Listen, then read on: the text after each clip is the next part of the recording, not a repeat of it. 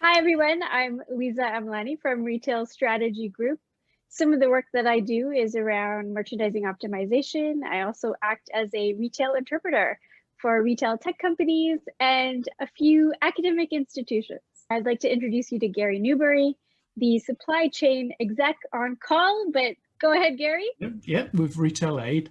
My purpose in life is to inspire retail business leaders to think big, be bold, scale, adapt, and win one epic supply chain transformation at a time. I love it. Awesome. Thanks, Gary. You're welcome.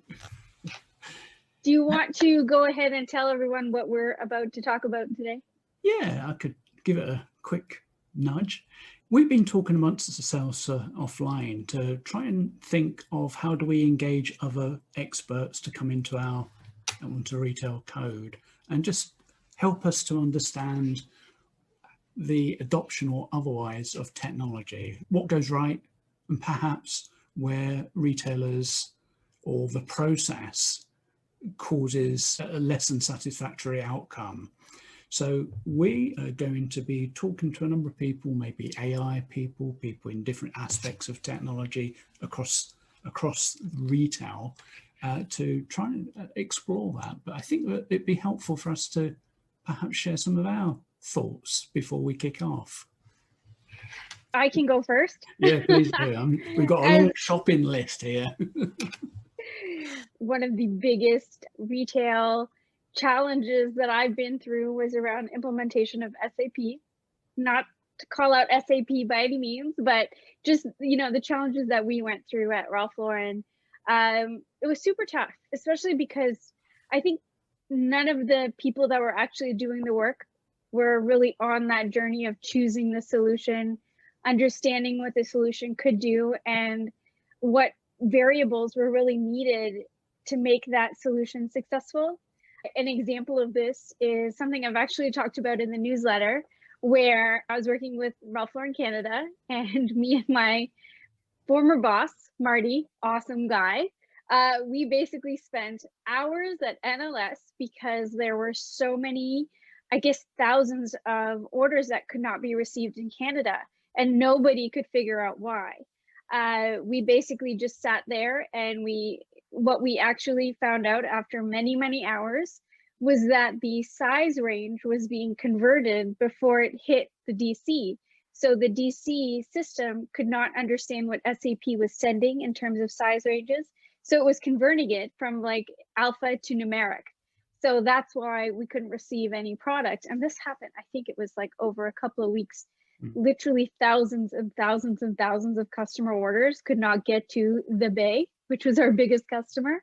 So that was super challenging. And that was something that Ralph Lauren as a whole did not even think to take into consideration, because they were used to dealing with Greensboro, which is their DC that is owned and operated by Ralph Lauren. But in Canada, we had NLS, which is a third party. So of course, different systems.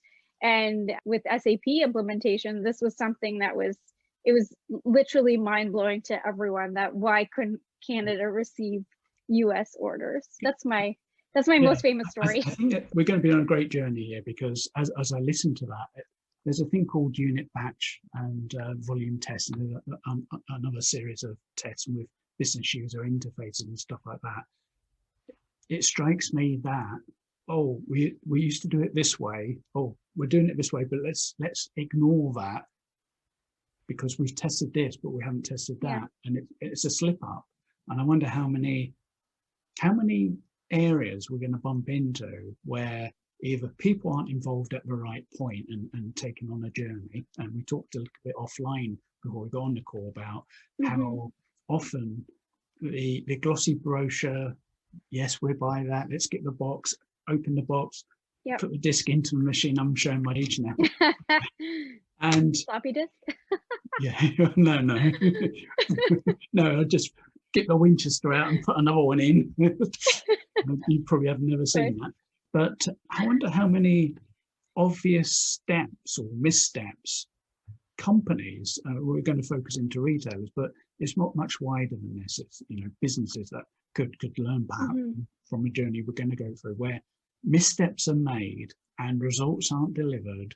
And then the first thing that we may find is that they start either blaming the individuals inside the organization. You're not doing your job right. You didn't do your batch testing or unit testing, whatever, or the supplier's really rubbish. We should have checked this, checked that. And because they didn't check what they should have been doing, or is there something else out there? But often we think the implementation of the tech is the thing, when actually that's the least of our, in my mind, that's the least of our concern. It's actually taking our team through the process of visioning what we're trying to achieve here and getting them ignited on that, so that when we do make the occasional slip up, we're all trying to make this win. We're all trying to succeed in this. And that goes from, the executives, the C-level, the executives, mid-level managers, down to the guys on the floor. Well, if they get that message, this is coming and we're all involved in this. We've got a team of 1,000 people making this work, as opposed to just a very select band of people who we know what we're doing. We shouldn't share it with these guys down here, because they might actually leave and go to a competitor and with all that information. Really? And I've kind of been on both sides of that, where I was at a retailer and I was also at a consulting firm where change management comes in, and that's where they help you understand not only the impact and the great impact of this new technology, but also how it's going to change the way you work. And fundamentally, retailers, we don't like change. And I think that's human nature, that, as soon as you implement changes into the way you work, number one, you fear for your job. And number two, it's learning something new where you're used to doing things a certain way. And it's hard, right? In the most simplest terms, it's tough.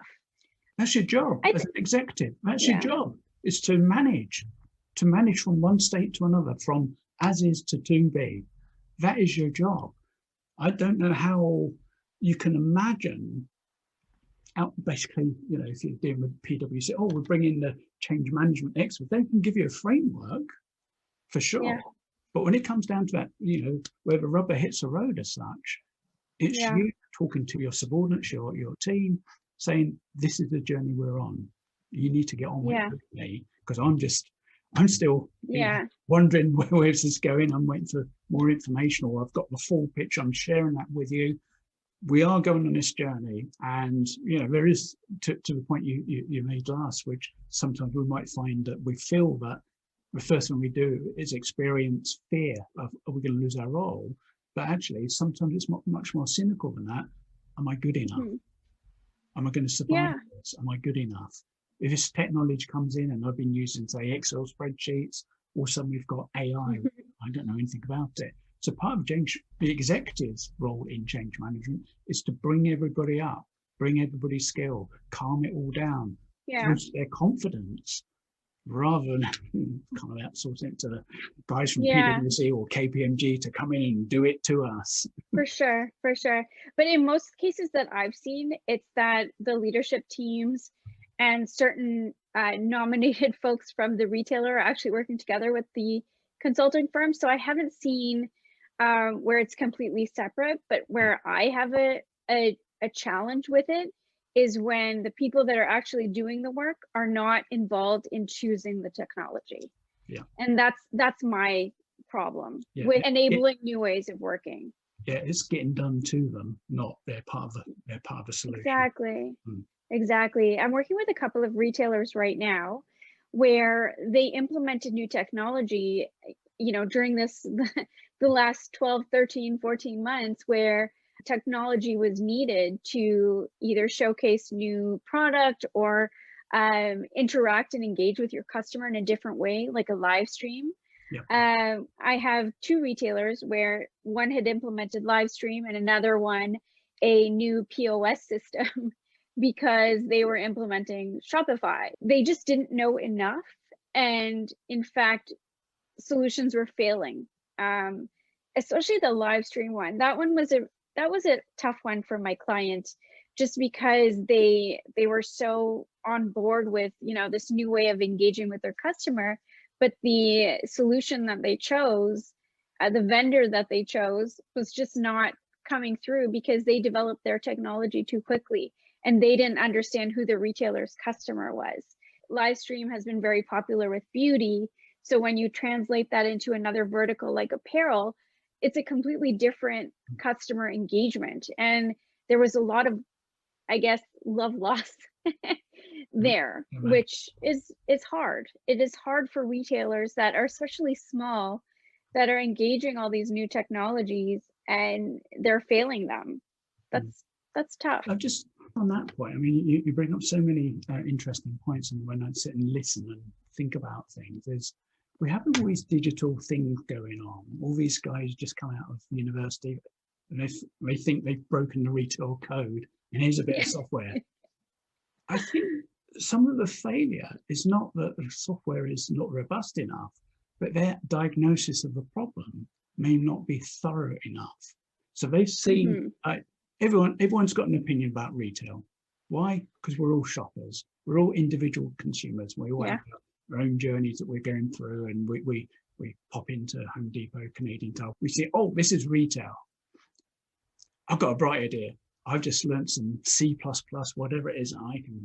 I can find a way through this. I can develop some retail code, and maybe I work with somebody who's really good at sales, and they work out how I go to market, and I get in front of clients, potential clients, and I tell them this is a solution. And I go, it sounds brilliant. You know, we want to get on the cutting edge of all this, but when it actually gets embedded into position, it's as you say, it can be something much short of damn useless. The problem is that diagnosis is wrong. Yeah, and that's what, you know, a lot of the people that I engage with around retail merchandising, especially, what we're seeing is that these technologies are being developed without input from the retailer actually doing the work. So it's a similar challenge that we saw in change management, where we're seeing it, where new technology is being developed and the retailer they don't have any buy-in. So if they don't have any buy-in, the salesperson is going to sell, you know, XYZ software to whoever. And they're like, well, you don't understand our challenges and pain points. This is not going to work for us. Like the sizing challenge that we had. It's really sad to see that technology is being developed, and it seems like it's almost very capitalistic because it's really about making money. But at the end of the day, if you don't help the retailer will fail, and so will you.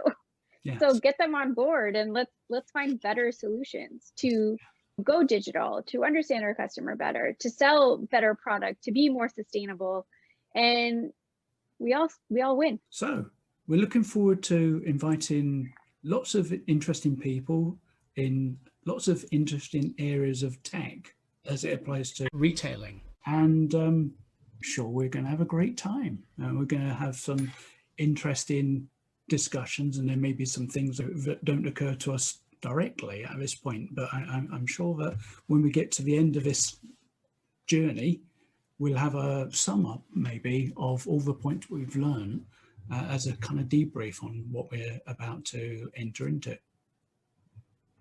Love it.